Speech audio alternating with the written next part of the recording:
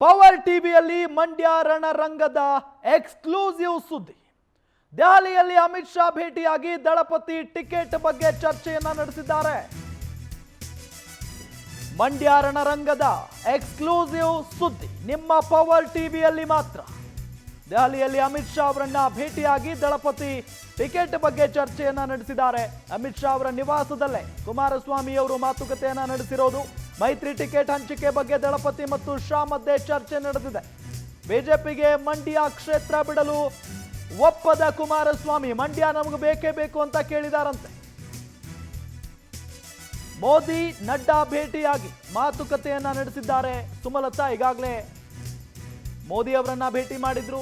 ನಡ್ಡಾ ಅವರನ್ನ ಭೇಟಿ ಮಾಡಿ ನನಗೆ ಮಂಡ್ಯ ಕ್ಷೇತ್ರ ಬೇಕೇ ಬೇಕು ಅಂತ ಹೇಳಿ ಸುಮಲತಾ ಅವರು ಮನವಿಯನ್ನ ಮಾಡಿಕೊಂಡಿದ್ದಾರೆ. ಅದಾದ ನಂತರ ಈಗ ಕುಮಾರಸ್ವಾಮಿ ಅವರು ಅಮಿತ್ ಶಾ ಅವರನ್ನ ಭೇಟಿ ಮಾಡಿ ಮಂಡ್ಯ ಕ್ಷೇತ್ರವನ್ನ ಯಾವುದೇ ಕಾರಣಕ್ಕೂ ನಾವು ಬಿಟ್ಟು ಕೊಡೋದಿಲ್ಲ, ಮಂಡ್ಯ ನಮಗೆ ಬೇಕೇ ಬೇಕು ಅನ್ನೋ ಒಂದು ನಿಟ್ಟಿನಲ್ಲಿ ಕುಮಾರಸ್ವಾಮಿ ಅವರು ಅಮಿತ್ ಶಾ ಅವರ ಬಳಿ ಕೇಳಿದ್ದಾರೆ ಅನ್ನೋದು ಗೊತ್ತಾಗ್ತಾ ಇದೆ. ಡೀಟೇಲ್ಸ್ ಕೊಡ್ತಾರೆ ನಮ್ಮ ಪ್ರತಿನಿಧಿ, ದೆಹಲಿ ಪ್ರತಿನಿಧಿ ಸಂತೋಷ್ ಹೊಸಹಳ್ಳಿ. ಸಂತೋಷ್, ಈ ಕೆಲ ದಿನಗಳ ಹಿಂದೆಯಷ್ಟೇ ಸುಮಲತಾ ಅವರು ಹೋಗಿ ಸ್ವತಃ ಮೋದಿ ಅವರನ್ನ ಭೇಟಿ ಮಾಡಿ ಮಂಡ್ಯ ನನಗೆ ಬೇಕೇ ಬೇಕು ಅನ್ನೋ ಒಂದು ನಿಟ್ಟಿನಲ್ಲಿ ಮನವಿಯನ್ನ ಮಾಡ್ಕೊಂಡು ಬಂದಿದ್ದಾರೆ. ಇದೆಲ್ಲದರ ನಡುವೆ ಇವತ್ತು ಕುಮಾರಸ್ವಾಮಿ ಅವರು ಕೂಡ ಮಂಡ್ಯ ಕ್ಷೇತ್ರವನ್ನ ಬಿಟ್ಟುಕೊಡೋದಕ್ಕೆ ಒಪ್ಪಿಲ್ಲ ಅನ್ನೋದು ಗೊತ್ತಾಗ್ತಾ ಇದೆ. ಏನೆಲ್ಲ ಚರ್ಚೆ ಆಯಿತು ಈ ಸಂದರ್ಭದಲ್ಲಿ ನಾಯಕರ ನಡುವೆ? ರಾಮ್, ಪ್ರಮುಖವಾಗಿ ಏನು ಇವತ್ತು ಅಮಿತ್ ಶಾ ಮತ್ತು ಕುಮಾರಸ್ವಾಮಿ ಇಬ್ಬರ ನಡುವೆ ಸುಮಾರು 25 ನಿಮಿಷಗಳ ಕಾಲ ಮಾತುಕತೆಗಳು ನಡೆದಿದೆ. ರಾಜಕೀಯವಾಗಿ ಇನ್ನೇನು ಸೀಟುಗಳ ಹಂಚಿಕೆ ಕೂಡ ಅಂತಿಮ ಆಗಬೇಕಾಗಿದೆ. ಹೀಗಾಗಿ ಕೊನೆಯ ಸುತ್ತಿನ ಮಾತುಕತೆ ಮುಂಚಿತವಾಗಿ ನಡೆದಿರುವಂತಹ ಇವತ್ತಿನ ಮಾತುಕತೆ ಸಾಕಷ್ಟು ಮಹತ್ವವನ್ನು ಕೂಡ ಈಗಾಗಲೇ ಪಡೆದುಕೊಂಡಿದೆ. ಮುಖ್ಯವಾಗಿ ಮಂಡ್ಯ ಕ್ಷೇತ್ರದ ಬಗ್ಗೆ ಬಹುತೇಕ ಬಿಜೆಪಿಯ ನಾಯಕರುಗಳು ಹಾಗೂ ಸಂಸದರು, ಅಂದ್ರೆ ಈಗಾಗಲೇ ಪಕ್ಷೇತರ ಸಂಸದರಾಗಿರುವಂತಹ ಸುಮಲತಾ ಅವರು ಕೊಡ್ತಿರುವಂತಹ ಹೇಳಿಕೆಗಳ ಬಗ್ಗೆ ಅಸಮಾಧಾನವನ್ನ ಕುಮಾರಸ್ವಾಮಿ ಅವರು ನೇರವಾಗಿ ಅಮಿತ್ ಶಾ ಮುಂದೆ ಈಗಾಗಲೇ ಪ್ರಸ್ತಾಪವನ್ನು ಮಾಡಿದ್ದಾರೆ.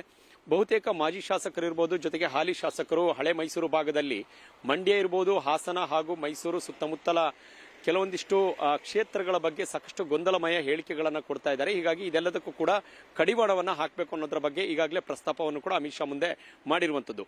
ಈ ಹಿಂದೆ ಮಂಡ್ಯ ಕ್ಷೇತ್ರಕ್ಕೆ ಸಂಬಂಧಪಟ್ಟ ಹಾಗೆ ಸುಮಲತಾ ಅವರು ಕೂಡ ಬಿಜೆಪಿಯ ಬಹುತೇಕ ಹೈಕಮಾಂಡ್ ಮಟ್ಟದ 3-4 ಜನ ಪ್ರಮುಖ ನಾಯಕರುಗಳನ್ನ ಭೇಟಿಯಾದಂತಹ ಸಂದರ್ಭದಲ್ಲಿ ಮಂಡ್ಯ ಕ್ಷೇತ್ರವನ್ನು ಬಿಜೆಪಿ ಉಳಿಸಿಕೊಳ್ಳಲಿ ಅನ್ನೋದ್ರ ಬಗ್ಗೆ ಕೂಡ ಪ್ರಸ್ತಾಪವನ್ನು ಮಾಡಿದ್ರು. ಪ್ರಧಾನಿ ನರೇಂದ್ರ ಮೋದಿ ಅವರನ್ನು ಭೇಟಿಯಾದಾಗಲೂ ಕೂಡ ಆ ವಿಚಾರವನ್ನ ಪ್ರಸ್ತಾಪ ಮಾಡಲಾಗಿತ್ತು. ಆದರೆ ಇದೆಲ್ಲವನ್ನು ಕೂಡ ಅಮಿತ್ ಶಾ ಮತ್ತು ಜೆ ಪಿ ನಡ್ಡಾ ಇಬ್ಬರ ಬಳಿ ಮಾತನಾಡಿದ್ರೆ ಸೂಕ್ತ ಅನ್ನೋದ್ರ ಬಗ್ಗೆ ಕೂಡ ಅವರಿಗೆ ಸಲಹೆಗಳನ್ನ ಕೊಡಲಾಗಿತ್ತು. ಯಾಕೆಂತ ಹೇಳಿದ್ರೆ ಪಕ್ಷೇತರಾಗಿ ಈಗಾಗಲೇ ಸ್ಪರ್ಧೆಯನ್ನು ಮಾಡಿದ್ದೀರಿ, ಜೊತೆಗೆ ಮುಂದಿನ ಬಾರಿ ತಾವು ಬಿಜೆಪಿಲಿ ನಾವು ಆ ಕ್ಷೇತ್ರವನ್ನು ಉಳಿಸಿಕೊಳ್ಬೇಕು ಅಂತ ಹೇಳಿದ್ರೆ ತಾವು ಬಿಜೆಪಿಗೆ ಸೇರ್ಪಡೆಗೊಳ್ಳಬೇಕಾಗುತ್ತೆ, ಈ ರೀತಿಯಾದಂತಹ ಕೆಲವೊಂದಿಷ್ಟು ಸಲಹೆಗಳನ್ನು ಕೊಟ್ಟಿದ್ರು. ಆದ್ರೆ ಅದೆಲ್ಲದಕ್ಕೂ ಕೂಡ ಒಪ್ಪಿಗೆಯನ್ನು ಸೂಚಿಸಿದಂತಹ ಸುಮಲತಾ ಅವರು ಸಹಜವಾಗಿ ಇದೀಗ ಮಂಡ್ಯವನ್ನು ಉಳಿಸಿಕೊಳ್ಬೇಕು ಅನ್ನೋದ್ರ ಬಗ್ಗೆ ಪ್ರಯತ್ನವನ್ನ ಮಾಡ್ತಾ ಇದ್ದಾರೆ. ಆದ್ರೆ ಅದ್ಯಾವುದಕ್ಕೂ ಕೂಡ ಅವಕಾಶಗಳನ್ನು ಕೊಡಬಾರದು ಅನ್ನುವಂತ ನಿಟ್ಟಿನಿಂದಾಗಿ ಕುಮಾರಸ್ವಾಮಿ ಅವರು ಇವತ್ತು ಮಂಡ್ಯ ವಿಚಾರದಲ್ಲಿ ಸ್ಪಷ್ಟವಾದಂತಹ ಒಂದು ಅಭಿಪ್ರಾಯವನ್ನ ಅಮಿತ್ ಶಾ ಮುಂದೆ ಪ್ರಸ್ತಾಪವನ್ನು ಮಾಡಿರುವಂತದ್ದು.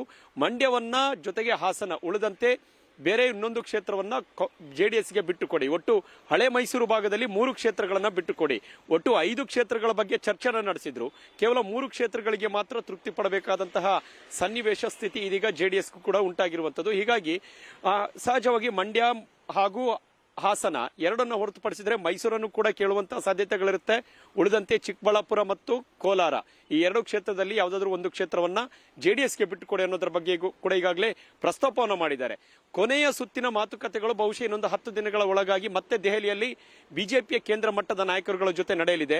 ಆ ಒಂದು ಸಭೆಯಲ್ಲಿ ಅಂತಿಮವಾದಂತಹ ನಿಲುವುಗಳನ್ನ ಎರಡೂ ಬಣದ ನಾಯಕರುಗಳು ತೆಗೆದುಕೊಳ್ಳುವಂತ ಸಾಧ್ಯತೆಗಳಿರುತ್ತೆ. ಬಿಜೆಪಿಗೆ ಎಷ್ಟು ಸ್ಥಾನಗಳು ಲೋಕಸಭಾ ಚುನಾವಣೆಯಲ್ಲಿ ಸಿಗಲಿದೆ, ಜೊತೆಗೆ ಜೆಡಿಎಸ್ಗೆ ಎಷ್ಟು ಕ್ಷೇತ್ರಗಳು ಚುನಾವಣೆಯಲ್ಲಿ ಸಿಗಲಿದೆ ಅನ್ನೋದ್ರ ಬಗ್ಗೆ ಅಂತಿಮವಾದಂತಹ ನಿಲುವನ್ನ ಎರಡೂ ಕಡೆ ನಾಯಕರುಗಳು ತೆಗೆದುಕೊಳ್ಳಲಿದ್ದಾರೆ.